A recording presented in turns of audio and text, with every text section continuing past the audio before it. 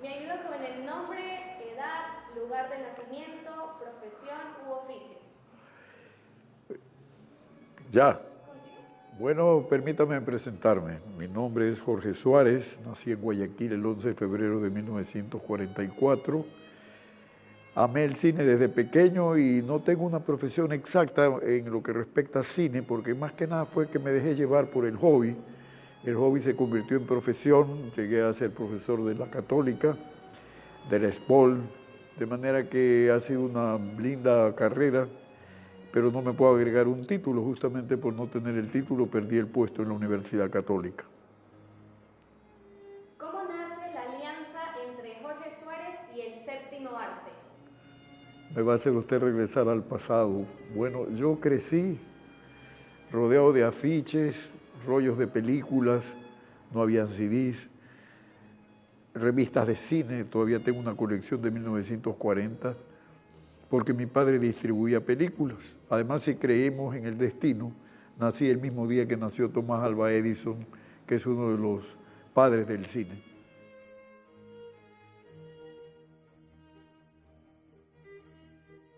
Lamentablemente estamos lejos porque no hay una continuidad. El cine va a cumplir 100 años ahora en 2024, porque nació en 1924. Y la producción cinematográfica, si empezamos a hacer un poco historia guayaquileña muda, se detiene con la desaparición de San Miguel y de todos los soñadores de la época. Luego no tuvo una continuidad, exceptuando la primera película Parlante, se conocieron en Guayaquil. Entonces no hay cómo crear una historia porque ha habido muchas interrupciones. Y el cine actual, debido a los altos costos de producción, en Guayaquil se han convertido en historias de cortometrajes que a las finales no logran convertir una industria, porque el cine termina siendo una industria. De manera que puedo decir que con cortometrajes no se crea una historia, se crea con los largometrajes.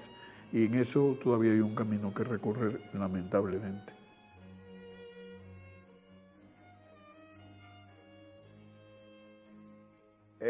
Bueno, entra en juego muchas cosas. Leí un libro de Vilma Granda que se titula Los primeros años del cine ecuatoriano.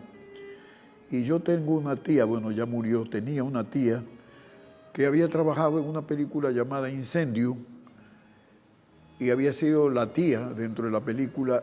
Y aunque ella nunca se refirió a este cine guayaquileño, sí me llamaba la atención de que se comentaba en la familia, pero no se tocaba el tema. Los prejuicios de aquella época hacían que la gente no participe en las películas porque era arriesgar un poco la reputación. De manera que mi tía, que era una mujer revolucionaria, participó en el filme y yo escuchaba oír la palabra incendio, Cuando tuve oportunidad de gerenciar Air France, me visitó un francés para invitarme al Festival de Nantes, en Francia. Y para mi sorpresa llegó con la lista completa de las películas del cine mudo. Y yo dije, ¿usted dónde sacó esta película, esta lista? Porque yo no la tengo. Me dijo, nosotros investigamos porque queremos hacer un festival en que vaya a Ecuador. Ya tenemos hablado con La Tigra, con Camilo Luz Uriaga, pero nos falta hacer una retrospectiva de cine mudo. Pusimos aviso en los periódicos, la radio, yo trabajaba en televisión, nadie nos contestó, absolutamente nadie. Fui a Nantes, el espectáculo, el festival fue grandioso, y regresé con El Bichito, que se hizo el Tesoro de Atahualpa. Pasaron los años, como yo gerenciaba una línea aérea, no me dediqué al libro, pero cuando me jubilé, encontré que yo tenía el tiempo suficiente para hacer la historia de la aviación. Pero los recuerdos de las conversaciones sostenidas en Francia, más lo que iba encontrando en los periódicos, me llevó a ir anotando lo que iba encontrando el cine guayaquileño. Y un día me di cuenta que yo había hecho la historia ya la tenía. Hablé con el municipio, expuse mi inquietud, el municipio me dijo, si es bueno el libro, te lo publicamos. Y a Dios gracias, tuvimos un gran éxito con Cine Mudo, Ciudad Parlante, la historia del cine guayaquileño, los 2 tomos, que actualmente están en la biblioteca Margaret Herrick de la Academia de Hollywood, está en la historia del cine musical en Los Ángeles y está camino a la Biblioteca del Congreso, de manera que, sin querer, queriendo, logré poner a mi cine guayaquileño en la historia del mundo en general.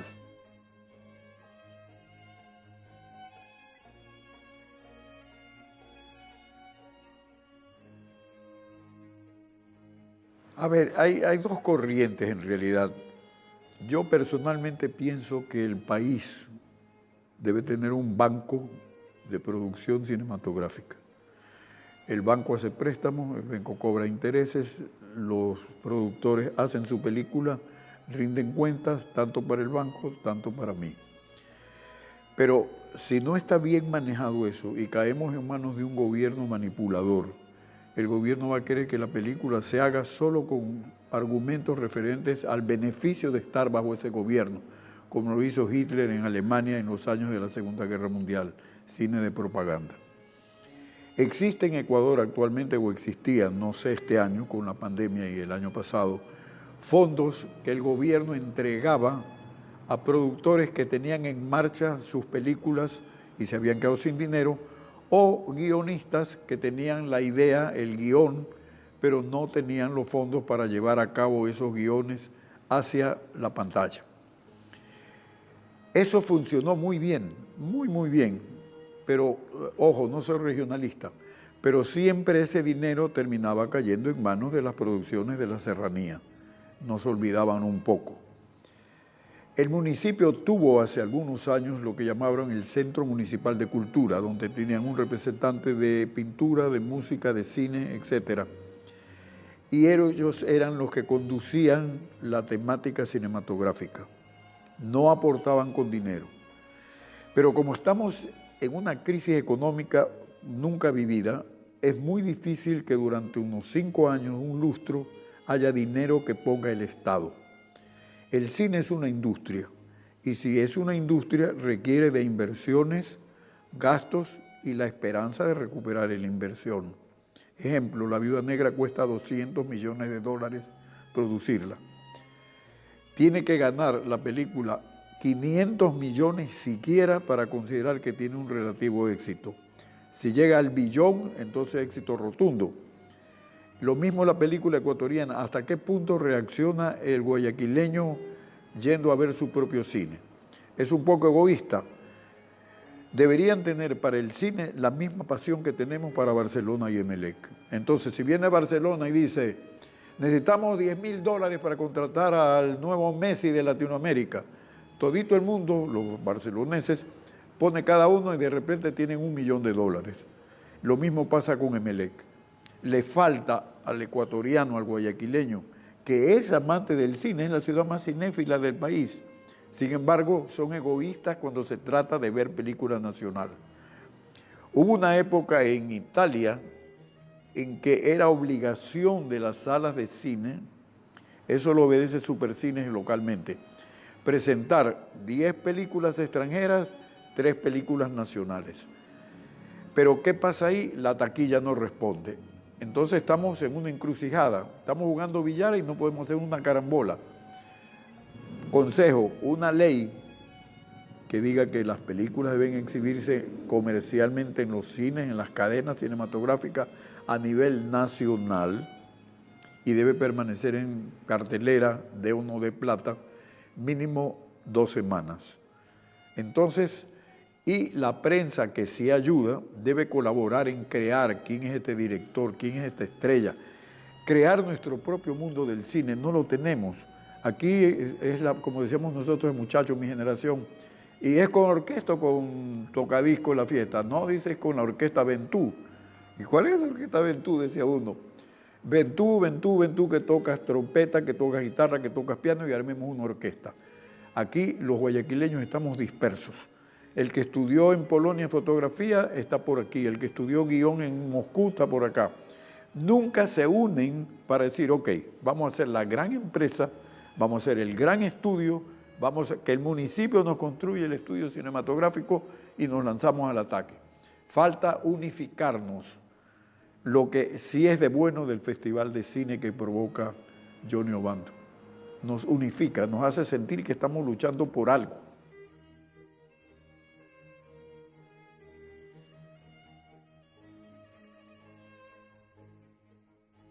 nos tiene que ayudar la televisión. La televisión tiene que también programar la Semana del Cine Ecuatoriano o el Día del Cine Ecuatoriano o dentro de la programación. Hoy vamos a dar la vida de Julio Jaramillo, punto, y se va. Entonces, la televisión es el mejor, entre comillas, veneno de la mente y nos empieza a lavar el cerebro y empezamos a aceptar. A mí me sorprendió una vez estando yo en Budapest, cuando sintonicé en el hotel el televisor de mi habitación, encontré que había imágenes con música clásica. Entonces, yo no soy un gran conocedor de música clásica, pero me sorprendió ver esto de que yo me levantaba a las 7 de la mañana y en vez de escuchar noticias o en vez de escuchar, qué sé yo, una danza de moda, yo estaba escuchando música clásica. Y yo me afeitaba escuchando a Bach o me afeitaba escuchando a Mozart. Y todo ese pueblo, todo ese mundo, ese país, sabe de música clásica como todos sabemos nosotros cuál es la última canción de La Camisa Negra. Entonces, nos falta eso, que nos inculquen que el cine nacional tiene una vida y que esa vida la debemos compartir nosotros como televidentes. Yo diría, lo primero, televisión, programa una película semanal ecuatoriana. Y que los productores, que ya las películas han sido exhibidas, tengan una tarifa también cómoda para que no se pongan a competir con lo que es más barato, porque por ejemplo ahora no llegan telenovelas mexicanas porque son caras, están llegando películas turcas o telenovelas. Entonces es cuestión de mercado y al mercado hay que saber cuándo se rebaja y cuándo se sube.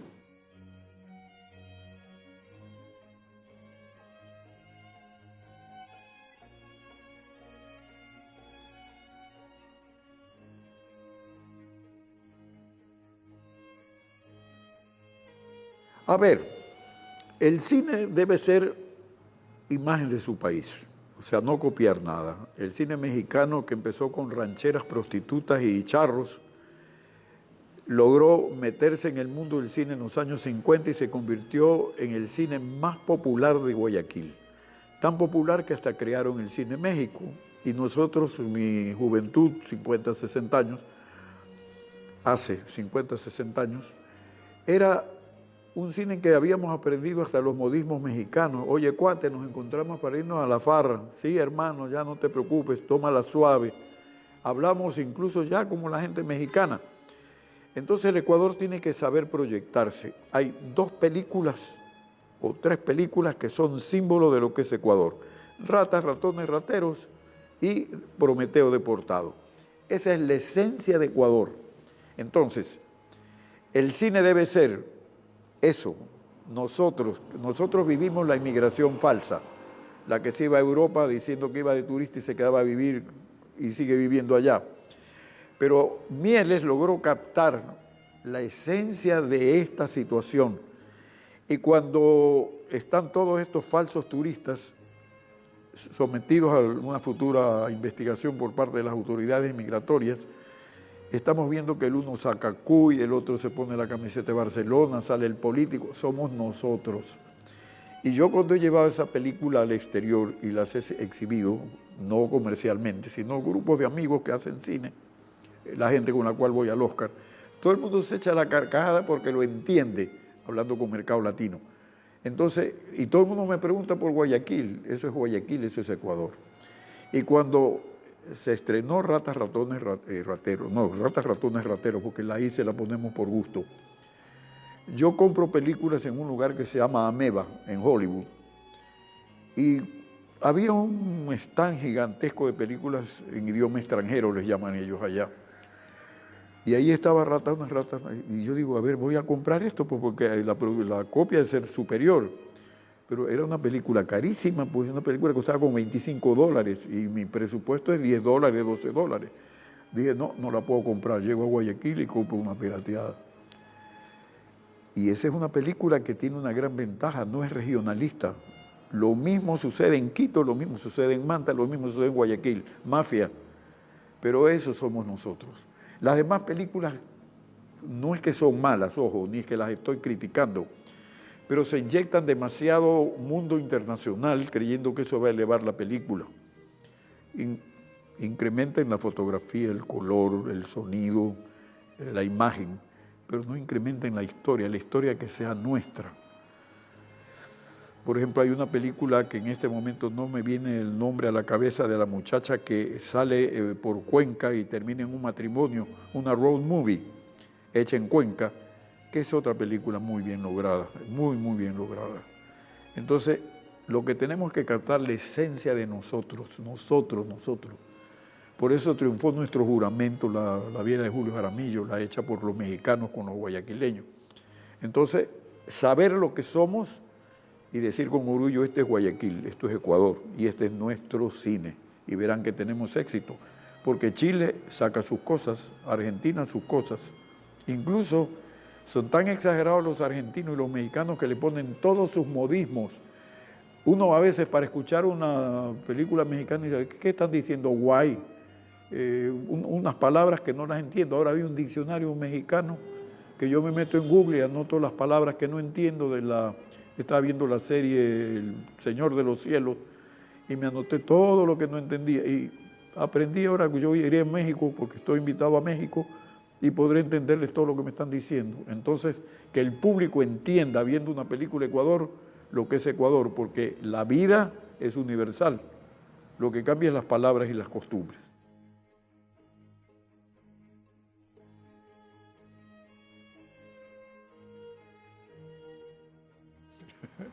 Bueno, aunque le parezca mentira, yo todavía no nacía cuando estaba el cine mudo, pero sí puedo explicarlo.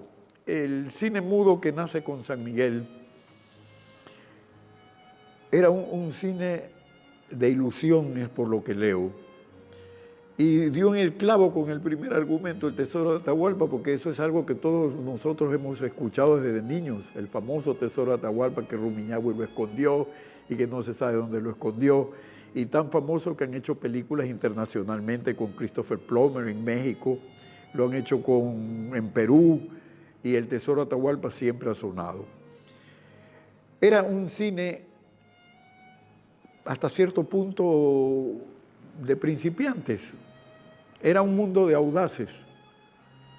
San Miguel a los 19 años se atreve a producir una película, claro que tenía el dinero, pero se atreve con gente que quizás Silva, porque lo curioso, aunque me salga un poquito el tema, es que toda esta gente que filmó las películas mudas guayaquileñas emigraron, hicieron cine en Venezuela, hicieron cine en Perú, hicieron cine en Hollywood. Ninguno se perdió por unos años, después sí desaparecieron.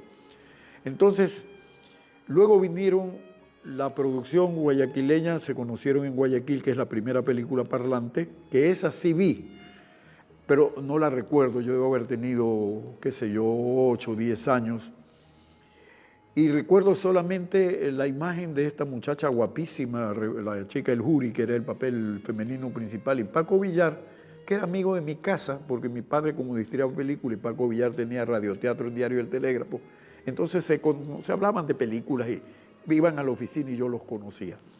Entonces, cuando yo hago el libro, segundo tomo de mi libro, Cine Mudo Ciudad Parlante, yo logro hablar con El Juri, que ya tiene 90 años, a través del teléfono. Sonaban de una mujer de 40, ágil, emotiva.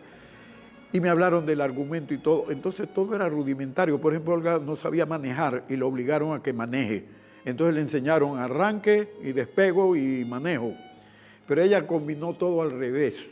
Entonces primero chocó, luego manejó y al último le dijeron para, porque estaba arruinando la escena. Entonces todas esas novatadas, llamémosle novatadas, se fueron puliendo y luego vino una gran experiencia que la viví yo también. Las coproducciones mexicanas ecuatorianas, cuando vino Julio Alemán, Enrique Guzmán, Silvia Pinal, las grandes estrellas de los años 60 del cine mexicano. Entonces yo aprendí, porque yo terminé siendo asistente de rodaje, yo aprendí lo que era coproducir una película, ayudar en los repartos. Entonces aprendí ese cine, pero luego Guayaquil olvida el cine, lo olvida totalmente y la industria se traslada a Quito, que lo está haciendo muy bien. Entonces la pregunta tiene otra pregunta, ¿qué nos pasó?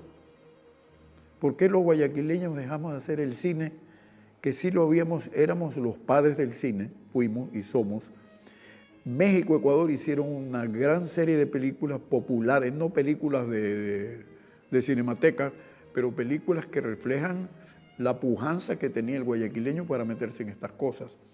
Ahora nos hemos refugiado en los cortometrajes, por supuesto, no hay plata para hacer largometrajes, pero está el fuego. Lo importante es no apagar el fuego y que ese fuego no sea fuego, se haga fogata, se haga incendio y termine haciendo la película que todos queremos. Viví la experiencia en Nantes con La Tigra. La Tigra arrasó.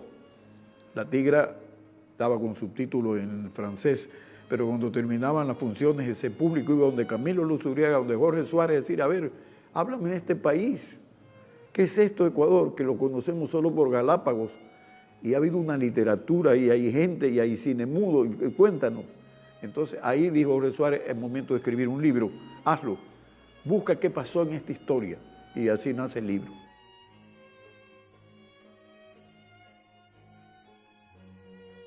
Como dije al comienzo, originalmente iba a escribir la historia de la aviación, pero yo había leído un libro de Vilma Granda, que eran los primeros años del cine mudo ecuatoriano, y encontré que Guayaquil estaba en esa historia, pero muy fugazmente, no era una historia profunda.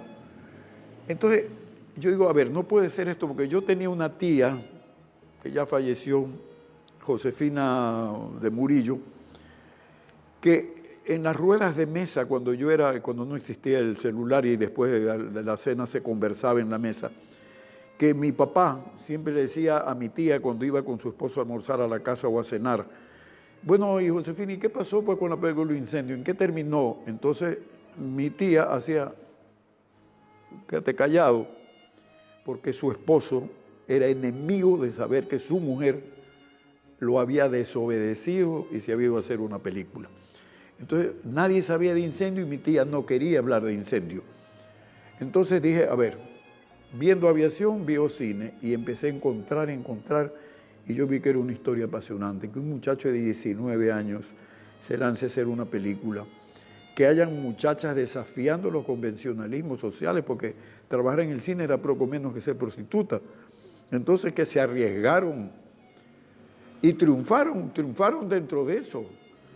Y luego viene la Araceli Rey, la hermana de Yela de Klein, que hace la película Un abismo y dos almas, y dice, bueno, yo voy a quedar en Guayaquil, me voy a Hollywood y triunfo en Hollywood. Y efectivamente, llegó a Hollywood, empezó a triunfar en Hollywood, cometió un error que no tiene nada que ver con lo que estamos hablando ahora, y en vez de irse a México, como lo estaban proponiendo, se quedó en Hollywood y no logró coronar la carrera que sí la hubiera coronado en México.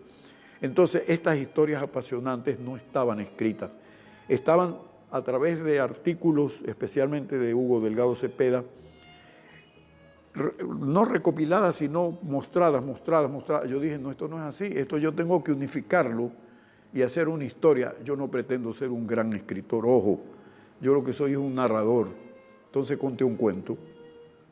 Yo no estaba pensando en una obra de arte, si me iba a ganar el premio Pulitzer o cualquiera de esas cosas.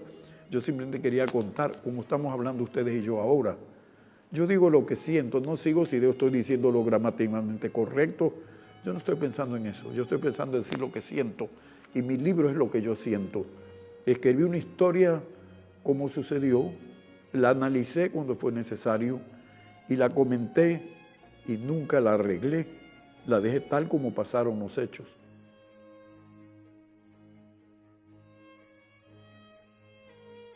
Déjeme poner cara de sí. No me echaron la puerta porque yo no estaba personalmente, pero en dos ocasiones me dieron 2 portazos. No sé si deba decir los nombres, pero creo que por prudencia no los digo, pero cuento la historia. Aquí el más grande creador de cine, a más de San Miguel, fue un español, Rivas Ors, que creó incluso producciones cinematográficas, es el que hace la primera revista de cine. Pero había una segunda familia que también hacía cine y era dueño de grandes teatros, lo llamaban teatros. Entonces llamé por teléfono cuando estaba haciendo el libro y le digo, mire señora, le habla Jorge Suárez, estoy haciendo esto. Me gustaría saber si usted me puede contar algo referente a su papá, o a su abuelo, no sé exactamente su parentesco. 5 segundos de silencio y dice, bueno, ya de esto han escrito todo el mundo y ya todo el mundo me ha preguntado, no hay nada más que decir. Gracias, ¡pac! Me cerraron el teléfono. Yo dije, bueno, aquí me quedan 2 cosas, no lo nombro o lo nombro sin nombrar lo que pasó. Hice eso, escribí la historia como la encontré, no tenía una información veraz de la familia, pero el cine calaba tanto en Guayaquil, y especialmente la prensa le daba tanta cabida a nuestro cine mudo, que a mí me fue fácil encontrar. Y entonces, en el fondo no la necesité, pero me hubiera gustado que me diga mi padre se murió tal fecha, o mi abuelo, lo que haya sido. Luego vino la película Incendio, y pusimos en los periódicos que se buscaba familiares de la señorita tal y del señor tal, porque terminado el rodaje desaparecieron esas figuras, se extraviaron en las propias calles guayaquileñas. Alguien me dio el contacto del contacto del contacto y llamé al hijo del que fue el primer actor de Incendio. Suárez, otra vez el disco o el CD, y la misma actitud, quizás con un poquito más altanero. No, yo no tengo nada que hablar de eso, voy a colgar. Colgó. Resultado, en mi libro puse, yéndose contra las llamadas que efectué, etcétera, etcétera, no recibí respuesta. Supongo que desaparecieron en las calles de Guayaquil. Punto final, otro capítulo.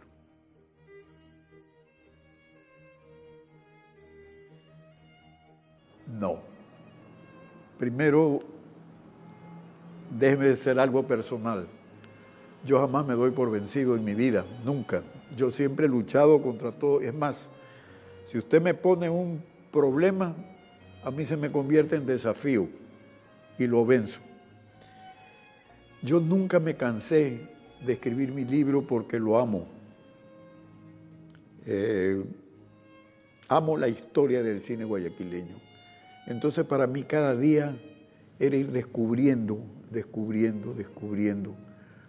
Y cuando llegó el momento de investigar a Araceli Rey, que es el nombre con que Julia Lofredo, la hermana de Yela Klein, la famosa escultora, había ido a Hollywood, yo dije, a ver, esto no es así, yo necesito hablar con esta señora que ya no vivía. Entonces le pregunté a mi madre y a mi tía, y resulta que me dijeron que era una mujer guapísima, alta. En esa época las mujeres no éramos muy altas, dijo mi mamá y dijo mi tía. Y llamé a Yela y le dije, Yela, necesito hablar con su hermana Julia Lofredo, ¿dónde está? Me dice, vive en Los Ángeles, Jorge, pero debo decirte que casi no crecí con ella porque ella es la mayor y yo soy la última y mi hermana se fue muy joven a Hollywood. De manera que han sido encuentros esporádicos, pero tengo una sobrina que al morir mi hermano, mi hermana Julia, Araceli Rey, la adoptó. Este es el teléfono, este es el email. Email, respuesta, las guardo, las contestaciones, y quedamos, cuando yo voy al Oscar, le digo, yo la contacto, yo la invito a almorzar y hablemos de Araceli Rey. Resultó ser una Biblia. Tenía imágenes, sabía la historia. Ella la escribió y yo copié. La adorné, porque yo soy fanático de Araceli Rey sin haberla conocido, pero me gustó su arrojo, su saber ser mujer. Y entonces yo soñaba que algún día una sala de cine de Guayaquil llamase Araceli Rey, pero no he hecho la gestión ni me he preocupado por seguir la idea, pero a lo mejor en uno de estos días molesto a Supercine para que una sala se llame Araceli Rey y la otra Evelina Sotomayor, nuestras 2 actrices.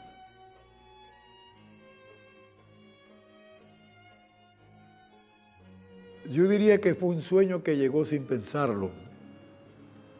Diría que me llenó de gran satisfacción, porque no solamente que el libro triunfó, y esto lo digo sin humildad, simplemente porque así pasó con la crítica, tuve excelente crítica, me llevó a ser miembro nacional, miembro de la Academia Nacional de la Historia. Yo jamás me imaginé que por un libro yo llegase tan alto. Ahí está Jorge Velasco Mackenzie, están los grandes escritores del Ecuador.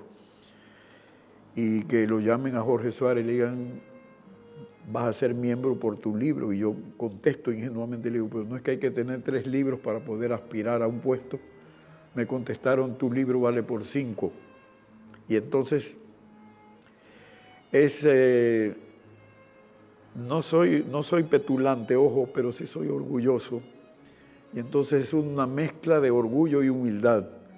Humildad por haber logrado ubicarme en un sitio tan alto y orgullo de haber hecho un libro que aspiro se convierte en texto de consulta para cualquiera que busque la historia nacional del cine.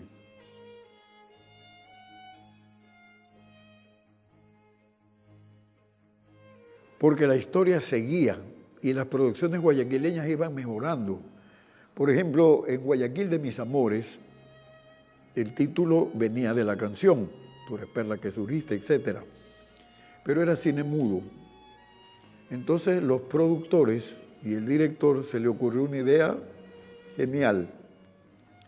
Cuando los intérpretes de la canción lo hacen en la pantalla muda, el cine-teatro, colocó detrás de la pantalla un micrófono y a los artistas que cantaban en el pasillo.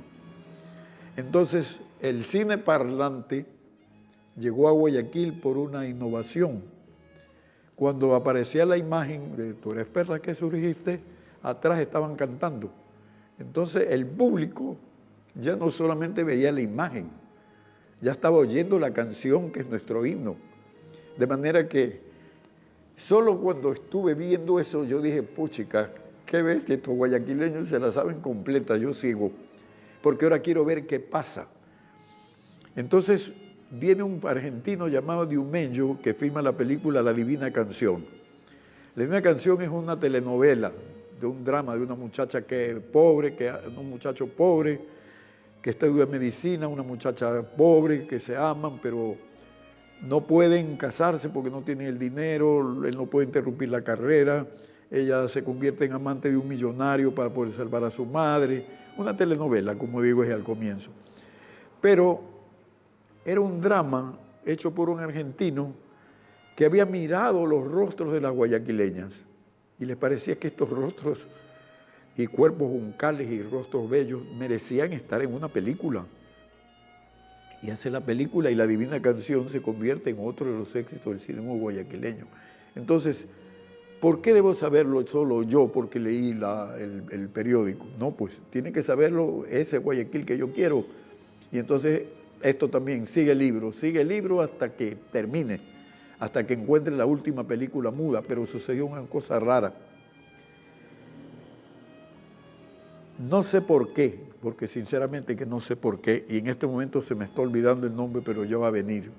El chileno que había hecho la película Incendio, después de fracasar con Incendio, que era normal, pues presenta una película muda cuando el cine ya en el Ecuador y en Guayaquil es parlante. Entonces fracasó. Entonces se va de aquí, se va del país y no regresa sino después de muchos años y resuelve hacer la primera película parlante. Se conocieron en Guayaquil. En Chile, de donde es este señor, resuelven hacer un documental sobre el chileno y su carrera porque hizo cine en Perú, Colombia, Chile y Ecuador, en todas grandes producciones dentro del ambiente. Yo no sé por qué busqué su nombre, yo ya había terminado todo lo de Alberto Palma, que es este productor de la película Incendio. Y me encuentro en el internet con que han venido 2 cineastas chilenos a hacer un documental sobre Alberto Santana. ¿Pero qué sucede? No lo traen a Guayaquil, se lo llevan a Puerto Viejo porque Santana se casó con una portovejense antes de regresarse a Chile. Y yo digo, a ver, esto no puede ser, porque la cuna del cine está en Guayaquil. Santana hizo sus películas en Guayaquil. Era haberlo traído a esta ciudad, porque primero hay un libro que ya se está escribiendo y en segundo lugar, yo, a través de una generosidad de un amigo libanés, tengo las imágenes de Incendio. Entonces dije, a ver, esto sí me suena a regionalismo Entonces yo no voy a terminar mi libro con el cine mudo, sino que voy a terminarlo con la primera película parlante haciendo una especie de epílogo. Continué la investigación y me tropecé, ahí sí no voy a dar nombres, con que la chica que ganó el concurso para ser la estrella de la película, muchacha bellísima que se parecía a Ingrid Bergman, una estrella famosa de aquellos años, no la dejaron trabajar en la película porque estaba por casarse y su novio dijo, a la película no vas. Entonces, Olga El Jury, que iba a componer la música del filme, la llaman, era una mujer bonita, para que sea la intérprete de Se conocieron en Guayaquil. Entonces, eso me obligó a que mi libro no sea totalmente el cine mudo, sino que incursione en la primera película parlante, a la cual, repito, yo sí la vi, porque uno de sus intérpretes es Otón Chávez, y Otón Chávez era mi amigo, y yo tenía curiosidad de ver cómo era una película guayaquileña. Entonces, no la recuerdo, pero sí me suena la historia de un soldado que regresa con problemas de guerra, traumatizado, conoce a esta chica, se enamoran y se casan. Y la anécdota que me contó Olga El Jury con mi entrevista a través del teléfono en Nueva York es que la gente cuando los veía en la calle, porque se enamoraron Olga El Jury y Paco Villar, que estaba casado, entonces tranquilamente la gente les decía en la calle, se conocieron en Guayaquil y se casaron en Guayaquil. Eso se convirtió en la vacilada de moda de los años 40.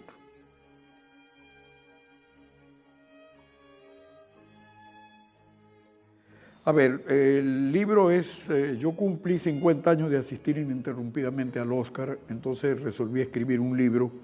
Ya está el primer tomo entregado a la muy ilustre municipalidad. Si ustedes quieren lo fotografiamos más tarde porque yo he sacado una copia para corregirla. Y lo que me sorprendió de ese libro no es tanto que está la historia del Oscar, sino la importancia que tuvo Guayaquil, hasta gagueo porque me emociono. Cuando yo estaba investigando el nacimiento de la academia y cómo nace el Oscar, no lo que leo en el boletín, sino lo que yo encontré a través de revistas de cine, es que originalmente había un libro que se llamaba El Diario Anual del Cine. Y cuando yo lo empiezo a hojear, encuentro que está dividido por capítulos.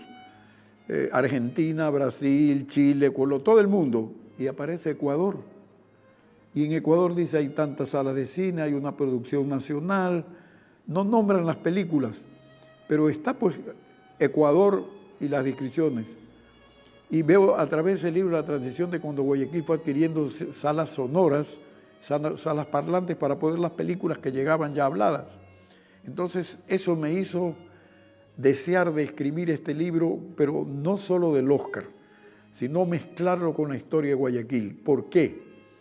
Yo no sé si ustedes que son gente joven han visto una película que se llama La novicia rebelde. Muchos la llaman Sonrisas y Lágrimas, que es la historia de una muchacha que se quería hacer monja, pero que no lo hace, sino que se convierte en institutriz de los hijos de un noble. Entonces, cuando yo vi esa película que se convirtió en la película más taquillera el año 65, me quedó la familia Von Trapp, porque es en la vida real esto, me quedó sonando. Y en la investigación de Se conocieron en Guayaquil, encuentro que los Von Trapp estuvieron cantando en Guayaquil. Y yo digo, ¿cómo es esto? A ver, hay una película sobre esta familia y nadie sabe que esta familia estuvo en Guayaquil. Entonces, me di la tarea de encontrar qué cantaron, qué dijo la crítica, fotografiar el aviso en el periódico, y es una noticia que emociona. Walt Disney vino a Guayaquil. Walt Disney estuvo aquí en Guayaquil para filmar su película Los Tres Caballeros y Saludos Amigos. Él no fue ni a Quito ni a ninguna parte, se quedó en Guayaquil, conoció el Teatro 9 de Octubre, donde están los supercines, y dio su visto bueno para que ahí se proyecte su película Fantasía. Y lo que más me llamó la atención es que hubo un gran pintor, Eduardo Solá Franco. Eduardo Solá Franco, cuando yo lo entrevisté, me dijo que él había trabajado para Walt Disney, pero que se había salido porque pagaban muy poco. No faltó quien me diga, ¿será verdad eso? Y yo, bueno, lo está diciendo él, yo lo voy a escribir y publiqué mi entrevista. Cuando Walt Disney llega a Guayaquil y yo reproduzco en mi libro la entrevista, él de pronto dice, hey, yo conozco un guayaquileño que trabajó en mi estudio. ¿Cómo se llamaba?, le pregunta al otro. Dice, Franco. Ah, sí, dice, Franco, Eduardo Franco está trabajando ahora en Chile. Entonces, mi entrevista a Franco, lo que confirma Walt Disney es verdad. Franco trabajó para Walt Disney y Walt Disney le dio el visto bueno a un teatro para que se proyecte su película. Entonces, eso es la noticia que yo envuelvo al Oscar con Guayaquil. Clark Gable, el actor de Lo que el viento se llevó, vino a pasar unas vacaciones de 2 días en Guayaquil, camino a Chile. Revolucionar la ciudad. Tyrone Power, el galán más famoso de los años 40 y 50, estuvo en Guayaquil. Los grandes cantantes de la época, Tito Guízar, José Mojica, todos anduvieron por Guayaquil. Errol Flynn, o sea, todo lo que fue grande en los años 30, 40 y 50 estuvieron en Guayaquil. No, a unos de paso y otros se quedaron. Entonces, el Oscar lo he mezclado con la historia de mi ciudad porque si hay una ciudad que quiero se llama Guayaquil. Eso quiere decir que el mundo conoce de Guayaquil, pero los guayaquileños a veces ni siquiera nosotros sabemos o lo exploramos como tal. Porque el problema es que el guayaquileño no ama el pasado. El guayaquileño vive hoy y mañana.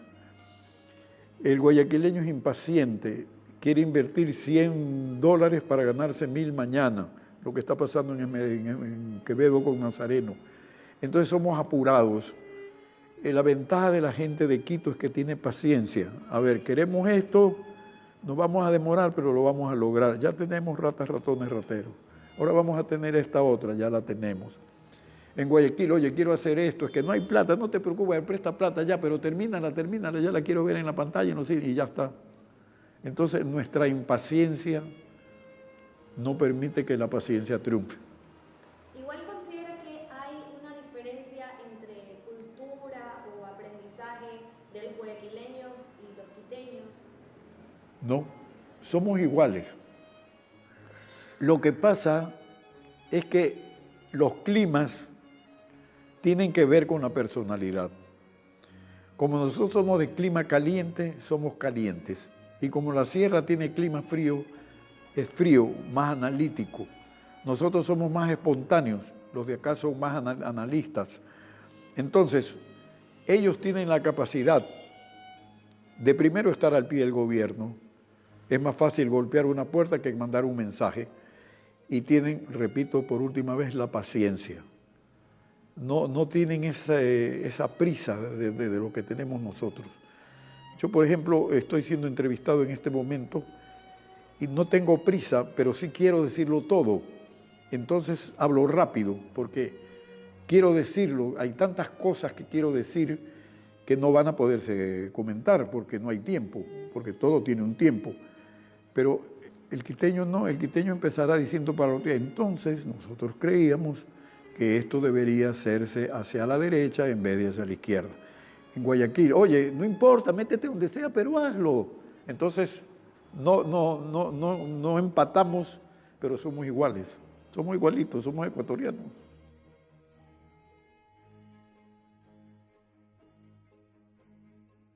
Una ciudad sin festival de cine no es ciudad. Si alguien se respeta, debe saber que hay que tener un festival de cine. Porque eso internacionaliza la ciudad. No estamos en las primeras planas porque hubo contrabando de drogas, porque alguien estafó al Estado, no. Estamos mostrando una ciudad que da cabida al arte. Y eso es una gran imagen.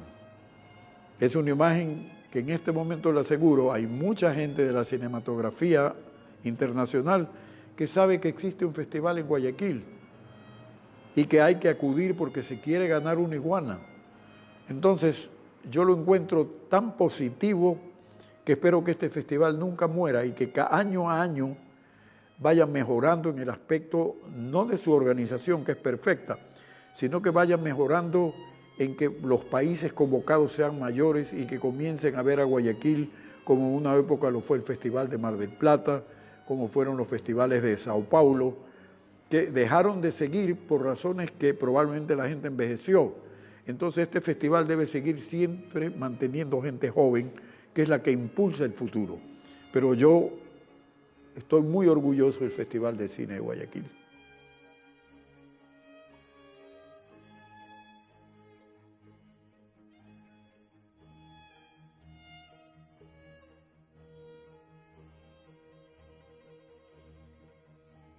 Bueno, es que cuando apareció Johnny Obando en la sala de cine de la Casa de la Cultura, en la Cinemateca, me vi yo mismo.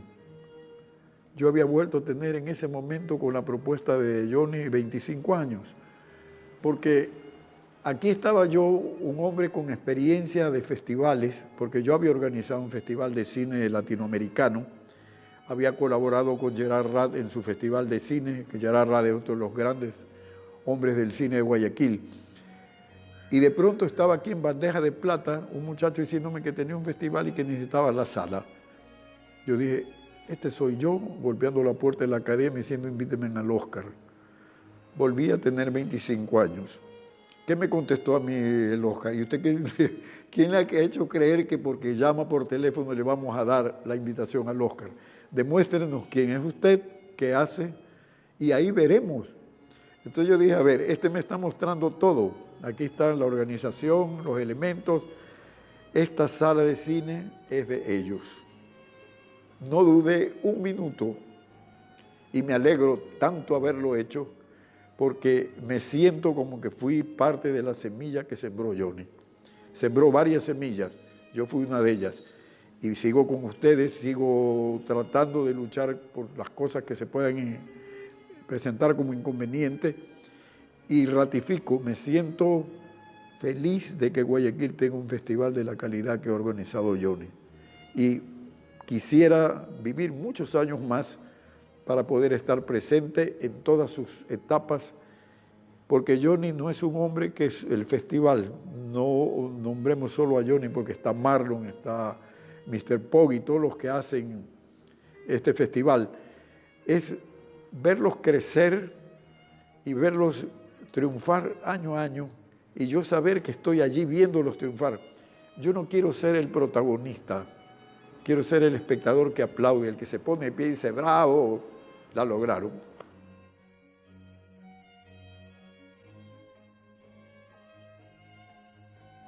Lo ideal sería que exista el banco que apoye la producción cinematográfica.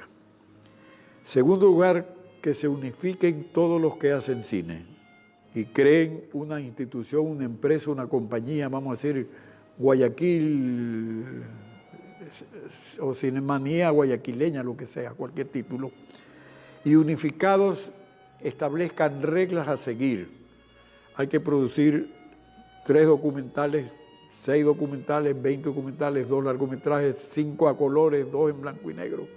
O sea, hacer el camino que se va a empezar a caminar. Porque hay una ley en Hollywood que para que un país aspire al Oscar tiene que tener 5 películas anuales y de esas 5 películas anuales seleccionar la que va a representar al país. Yo no he seguido si estamos produciendo 5 o no películas al año, pero sí debe ser eso una meta. Entonces, sí, los guayaquileños cortan la impaciencia y la convierten en paciencia metódica, constructiva, avisorando el futuro, pueden triunfar con su cine porque talento hay. Yo he visto unos cortometrajes que me han dejado corto, con la boca abierta prácticamente. Estupenda fotografía, linda idea. Hay unos que me han conmovido, una vez que hablaba uno que no recuerdo el título exacto, de patear un perro. Ese documental a mí me llegó al alma porque no pateaban al perro, pateaban al niño pobre que pedía caridad.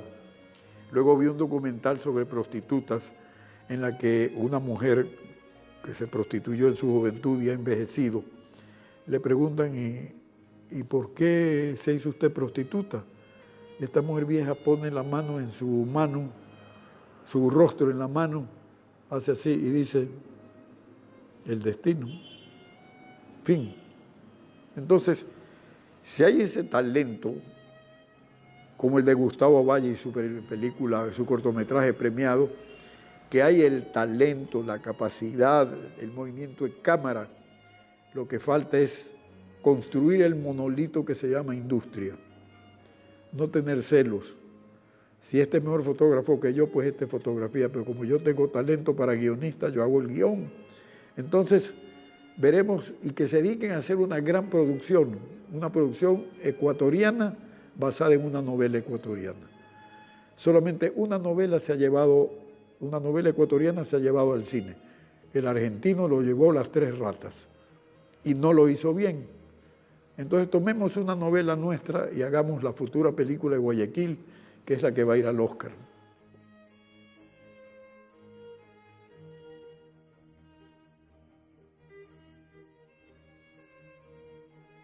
Es la mejor idea del año porque eso es hacer cine. Esto sería una labor en realidad de una cinemateca que quiere preservar la historia oral. Ustedes están haciendo la historia oral guayaquileña y entonces eso hace mucho bien porque la gente joven no conoce todo lo que estamos conversando hoy, pero cuando ve el documental, no olvidemos que las imágenes hablan más que las palabras. Entonces, en el momento que ustedes están oyéndome a mí, pueden criticar, decir eso no está claro, pueden dar su opinión. Todo el mundo es crítico de cine en el fondo, pero lo importante es que ustedes conozcan la historia, que ustedes vean las imágenes, para que sepan que este cine, que ahora suena incierto, tuvo grandes bases, tuvo grandes continuidades, pero enormes vacíos. Entonces, llenen ustedes ese vacío. Sean ustedes los que escriban la historia. El pasado ya se escribió. El presente está sirviendo para narrar el pasado. Entonces, escriban el presente para que 20 años más tarde el nuevo Jorge Suárez se sienta y diga lo mismo que digo yo, pero sus propias experiencias. Narrar. La historia oral es tan importante como un libro y más valioso inclusive, porque son los testigos los que están hablando. Hay una película de Warren Beatty que llama Reds, sobre un periodista norteamericano que se hizo comunista y está enterrado en el Kremlin. Warren Beatty empieza su película entrevistando a todos los que vivieron la época cuando el comunismo ingresó a los Estados Unidos. Es considerado eso uno de los grandes pasos del cine, haber incluido a los testigos. Y yo en este momento soy un testigo del pasado, no porque viví ese pasado, lo investigué, lo escribí, lo publiqué y eso me está llevando frente a la cámara. Bingo, sigan ustedes lo mismo.